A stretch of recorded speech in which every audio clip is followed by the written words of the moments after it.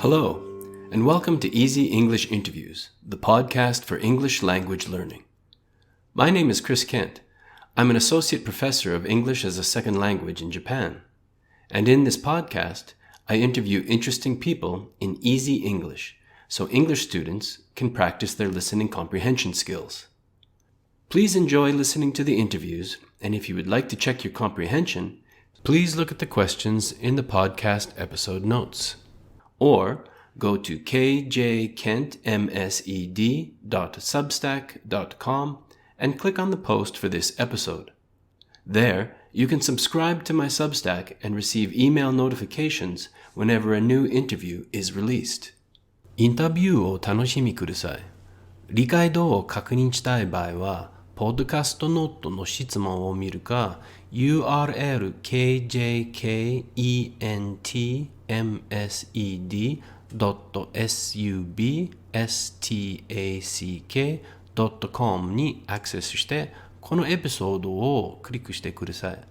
そこで私のサブスタックをサブスクライブして、新しいインタビューがリリースされるたびに電子メール通知を受け取ることができます。Okay, and now for the easy English interview.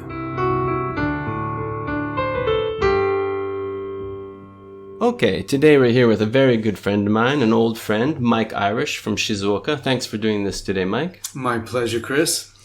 Okay, so I'm just going to ask you some easy questions, so just enjoy yourself, sit back, and have fun. I can do that. Okay, so my first question is, why did you choose to come to Japan to teach English? Can you explain a little bit about how you came to live here?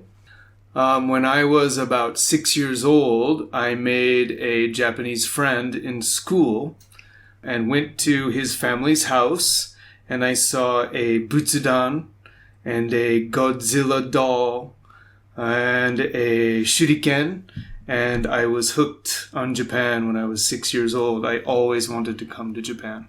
Interesting. And then how did you end up coming here? What steps did you have to take to get here? My first university, I studied Japanese culture and society and history, but I never studied the language. So after I graduated, I went back to university to study Japanese language. And during that, my sensei suggested that I apply for a job with Monbusho here in Japan, which I did. I got the job and went to Osaka in 1997.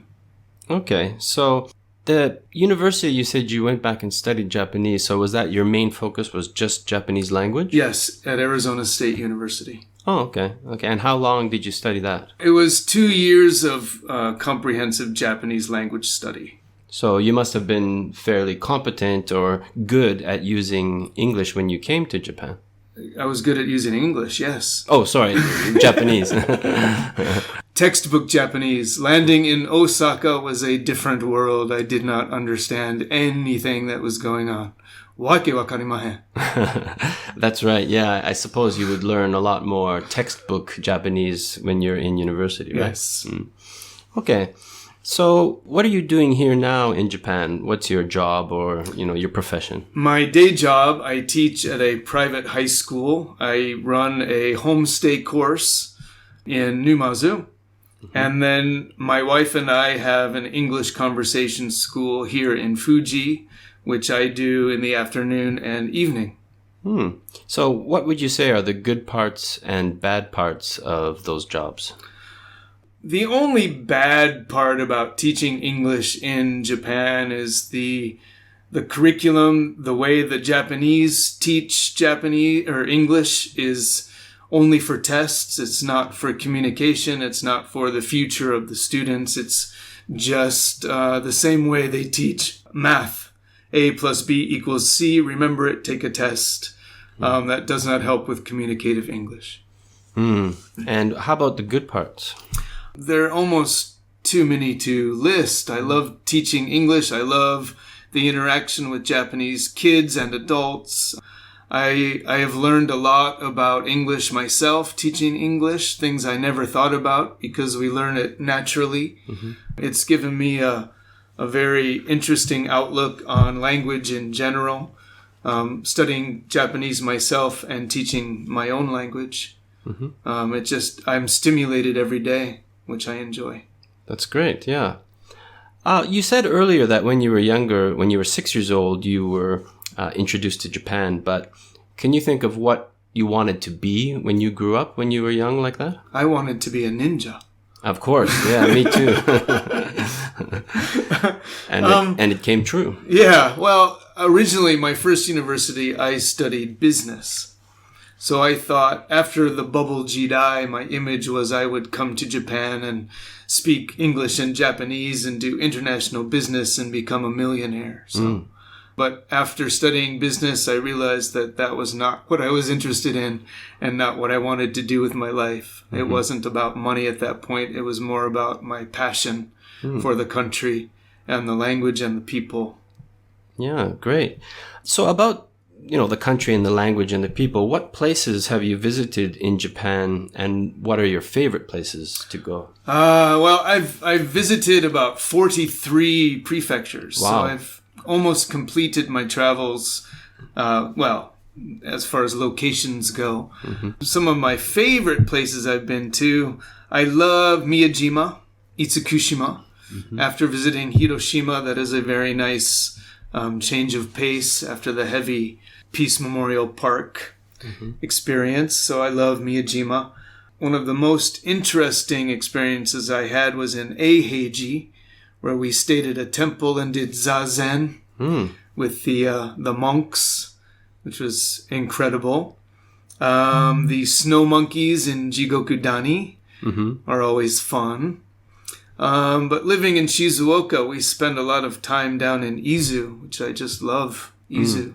Yeah, I loved it when I lived here too. And now those monkeys are only 20 minutes away from me. Nice. So how about the culture then? What parts of the culture would you say are your favorite? I think the hospitality in general. When I go home, I'm always very disappointed with the service, with the attitude of people in the service industry.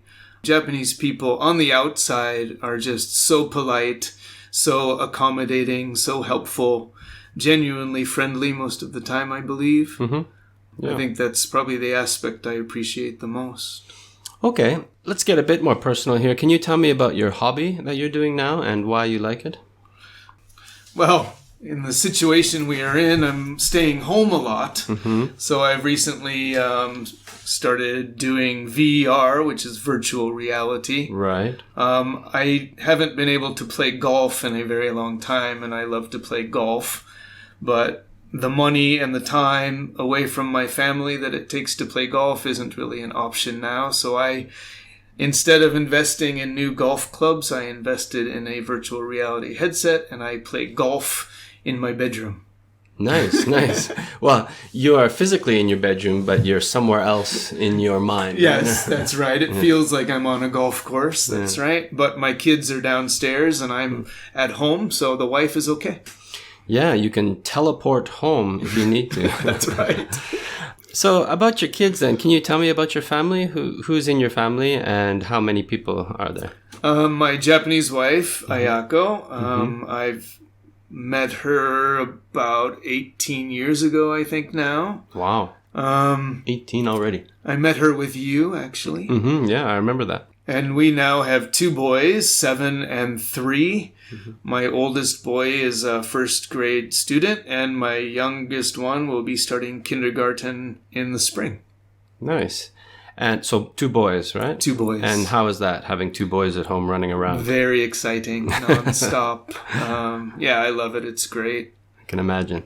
Okay, how about any plans for the future? Do you have any, and what would they be? My plans for the future, keep my school running well, hopefully expanding in the future, raise my kids to be decent human beings, and be the best person that I can be is my plan for the future. And do you have any plans to travel anywhere in the near future or down the road a few years? Yeah, we love traveling. We've missed it during the corona pandemic. So my wife and I have always wanted to go to Italy. So that will probably be the first one once our kids are grown. But the wife loves Hawaii. So we'll probably end up taking the boys to Hawaii first. If not Thailand, which is a little closer and a little cheaper. Yeah, and not as much of a time difference, right? That's right. Yeah. Okay, my last question is one I like to ask all my guests, and that is, if you could give any advice to students studying English, what would that be? The best advice that I can give any Japanese student is do not be afraid to make mistakes. Mistakes are the most important part of learning a language. You learn from them most, and they are easiest to remember. Japanese tend to be very afraid to make mistakes, but once you realize that you're going to make mistakes anyway, you can have fun with it and your English will improve drastically.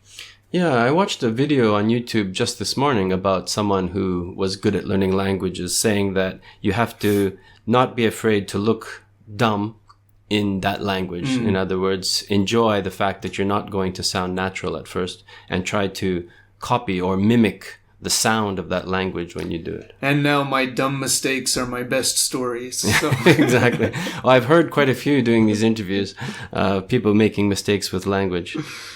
Okay, well, thank you very much, Mike. I know you're a busy man. You've got your family. And actually, we're here in Shizuoka, so your family is right downstairs. Yes. So thank you for taking time out of your busy day to come here and do this interview today. Thank you for coming to my house. It's good to see you. Okay, let's go have some green tea in Shizuoka. Sounds good.